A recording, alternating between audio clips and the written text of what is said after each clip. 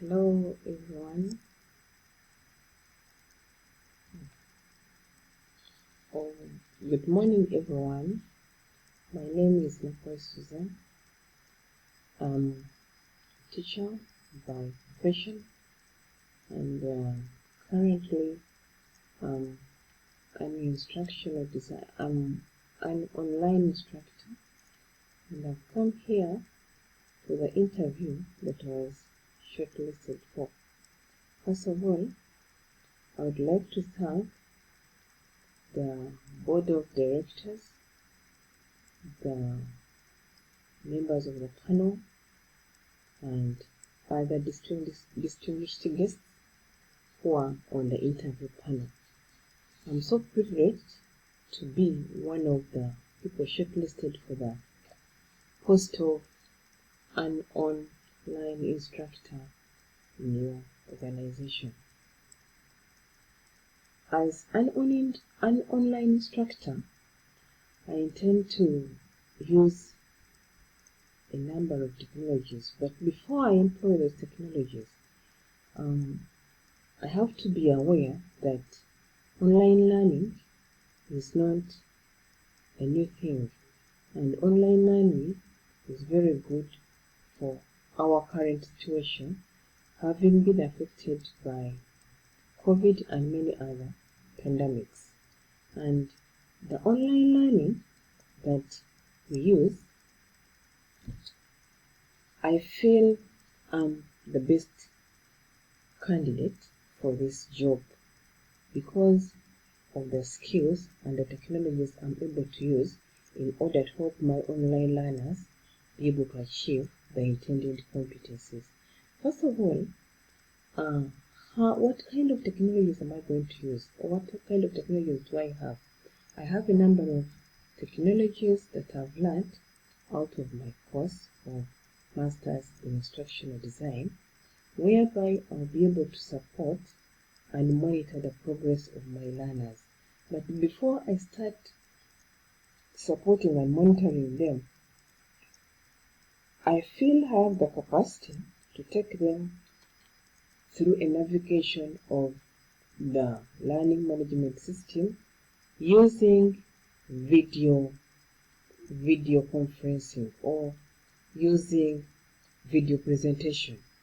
I'll be able to use video presentation in order to be able to take my learners through the learning management system so that they are able to get acquainted with how to go about the different terms, how to access the different learning areas, how to access the different sections, how to submit their work. Then, in order to be able to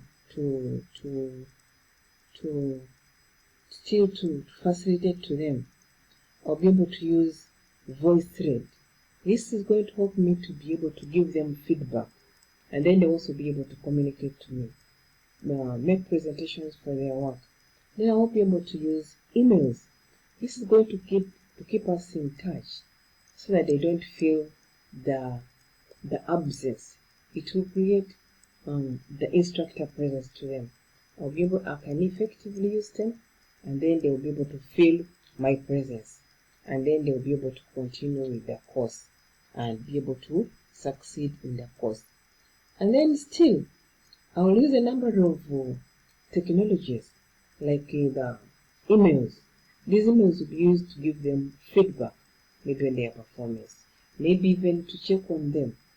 I'll be able to use WhatsApp, which is very easy to use, and I can effectively use it because I'll be able to communicate to a bigger group. I'll create a WhatsApp group whereby I'll be able to chat with them, communicate to them in regard to the course, send them reminders about the course so that they can be kept on the go and then be able to succeed in their course. And another thing I'll be able to do, or which I can do effectively, that makes me the best candidate for this job, is that I'll be able to engage and motivate my learners, and I can ably do that through rewarding my learners. I can effectively reward them. How do I reward them? I can Reward them through giving them maybe a video recording or an audio recording that is clearly defining or explaining the feedback in regard to the presentation we've had or the submission that has been by the individual learners. Then I'll be able to provide meaningful feedback. This meaningful feedback will be able to communicate to them. But how will I provide the feedback? I can use a number of technologies.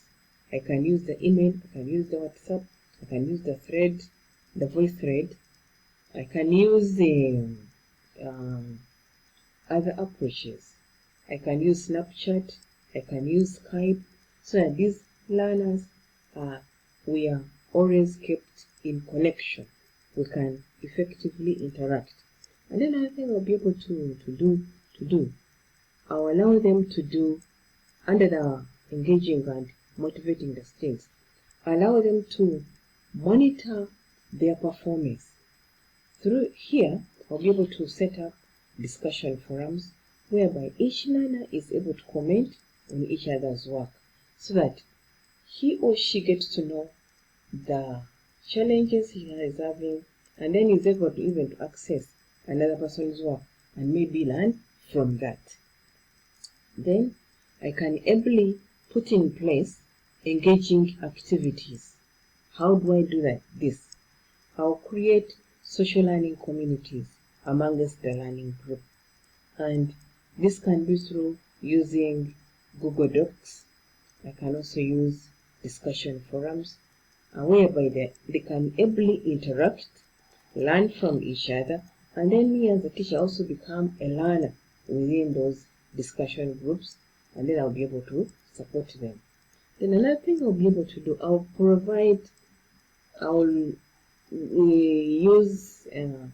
assign them activities that encourage them to use a number of technological tools whereby they're able to explore and then be able to become better online learners and even be able to use the learning management system effectively, be able to submit their work with ease, be able to do each and everything with ease.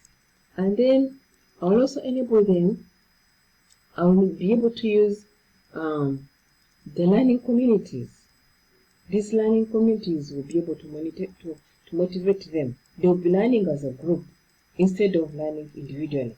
They will be learner to learner, even learner to instructor in that learning community, whereby each and every one is supporting the other and in the process they're learning from each other. Then another thing that is very key in online learning is how do I give feedback? How do I develop assessment? How do I grade my learners? Giving feedback is very important because it is upon the feedback that I can either know that I'm progressing or not. So I can effectively give good feedback through audio presentation, through videos, through emails, through WhatsApp. These can all enable my learners to be able to learn from the feedback. And this feedback has to be focused feedback, not simply praising them, but feedback that calls for action. It has to be action-oriented, so that the feedback given maybe calls for an action to be taken by the student. So that is the kind of feedback that I hope to give. And as in regard to assessment and grading, I can ably put in place strategies, instructional strategies that can help me assess my students effectively and even grade them as expected.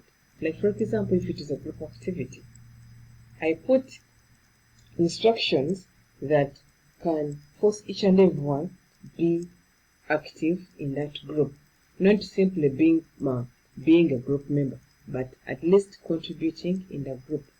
So the kind of assessment that I'll be able to use will keep my learners to be on, to continue moving on. And even I'll put their checklists in order to check on their performance, in order to check on their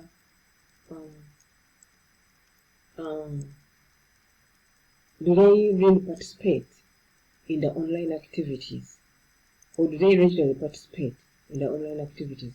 I'll send time limit, at least appear 3 or 4 times a week, so that they feel my presence, and then that will keep them on the go. And lastly, to monitor and support their progress, I have to make sure that I avail a variety of instructions. I have to make sure that I am available most of the time. I have to check on them. I have to use a checklist.